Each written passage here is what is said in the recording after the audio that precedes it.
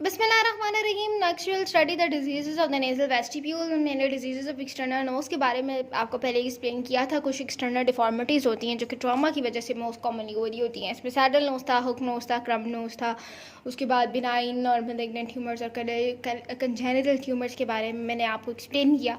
तो next will study the disease of the nasal vestibule.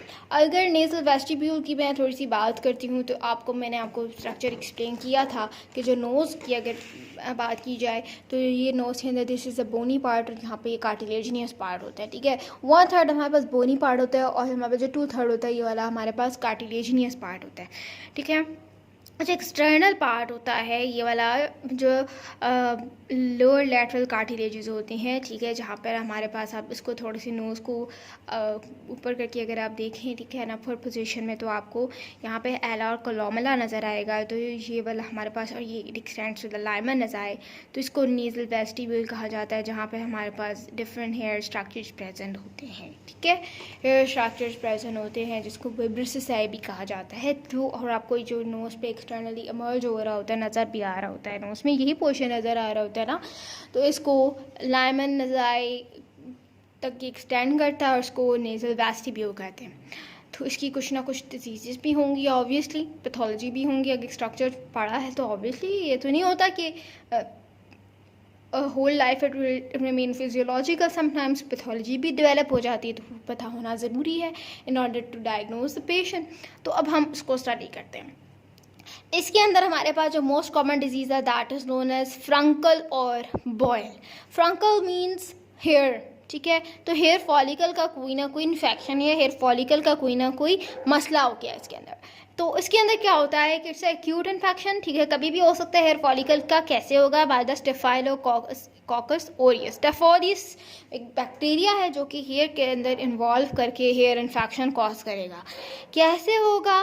ठीक है, ये क्यों होता है? Trauma from the picking of the nose और plucking in the nasal vibrissae is usual predisposing factor कि हम नेजल विब्रिससाई एक पिकअप करते हैं तो वहाँ पर क्या होता है कि जब वो प्लग होता है तो वहाँ पर there is a highly chance कि बैक्टीरिया रेजिस्ट कर जाए। देखिए, अल्लाह ताला ने नॉर्मली हमारे पास हेयर रखे हैं, ठीक है, इसके नॉर्मल फंक्शंस के लिए रखे हैं। तो देयर इज़ अ रीज़न कि तो वो बैक्टीरियाज को, ये डस्ट पार्टिकल्स को ट्रैप करते हैं। ठीक है, लेकिन हम उसको जब रिमूव करते हैं तो bacterias can resist over them, वहाँ पर हमारे पास इन्फेक्शन हो जाएगा। ठीक है, लीजन एक छोटी सी होती है लेकिन यहाँ पर इतनी पेन होती है, पेन का जो एरिया है बहुत ज़्यादा होता है, इन्फ्लेमेशन होगी। ये वाली नेज़ल टिप तक इतनी ज़्यादा रेडनेस पास अप होना शुरू हो जाती है और ये फ्रंकल जो होता है वो हमारे पास नेज़ल वेस्टिब्यूल के अंदर खुद ही भी रप्चर हो सकते हैं। तो अब आपने क्या करना है? पेन हो रही है तो एनाल्जेसिक्स देंगे, बैक्टीरियल इन्फेक्शन है तो एंटीबायोटिक्स देंगे। ठीक है, आप इस तरह से याद रखें ना कि ये वाला कौन से एजेंट आया है तो आपने इसके अकॉर्डिंग क्या देना है। अब ये बैक्टीरिया, फॉर एग्जांपल ये देखें बैक्टीरियल इन्फेक्शन आया ना तो आप इसके ट्रीटमेंट में एंटीबैक्टीरियल्स देंगे। पेन हो रही है तो पेशेंट को एनाल्जेसिक्स देंगे।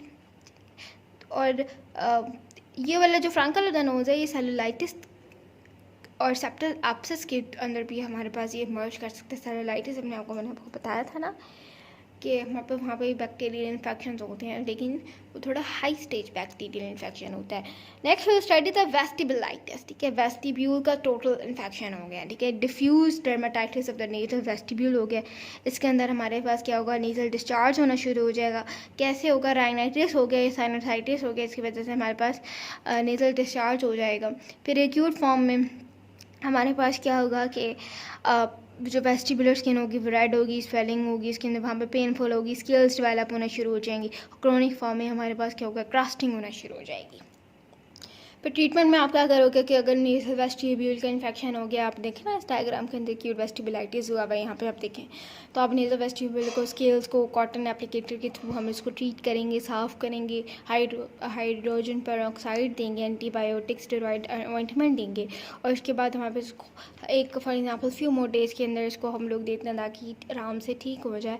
और नेज़ल डिस्चार्ज की जो कॉज है उसको भी we should have to look for कि ये क्यों हो रहा है। उसके बाद स्टेनोसिस और एट्रेजिया ऑफ द नेरीज। अब स्टेनोसिस मीन्स बंद हो जाना, एट्रेजिया मीन्स खुला रह जाना। स्टेनोसिस में हमारे पास क्या होता है कि अगर फॉर एग्जांपल नेज़ल टिप की या फिर वेस्टिब्यूल की कोई ट्रामा हो गया है तो फिर हमारे पास स्टेनोसिस भी हो सकती है, ठीक है। तो यंग्स ऑपरेशन के अंदर हम लोग क्या कहते हैं कि हम लोग फ्लैप्स देते हैं। क्यों देते हैं? क्योंकि नेरीज को क्लोज करने के लिए, ठीक है। और ये बेसिकली होता है डिस्ट्रक्टिव इन्फ्लेमेशन भी हो सकती है। तो ये बहुत सारे फैक्टर्स हैं जो कि we can lead to the stenosis. और एट्रेजिया हमारे पास क्या होता है कि हमारे पास जो कैनलाइजेशन होती है वो हमारे पास वो बहुत हो रही होती है जिसकी वजह से एट्रेजिया हो जाता है। ट्यूमर्स के अंदर हमारे पास नेज़ो एल्वियोलर सिस्ट होता है। आप देखेंगे डायग्राम के अंदर नेज़ो एल्वियोलर सिस्ट होता है, ठीक है। हमने उसको यहाँ से ओपन किया, ठीक है। सिस्ट को सबलेबियल अप्रोच के थ्रू ओपन किया, यहाँ से हम लोग सिस्ट रिमूव कर लेंगे। उसके बाद पेपिलोमास आर वेरी कॉमन और squamous cell carcinomas are really important of the skin. If you have any queries you can ask me. Thank you.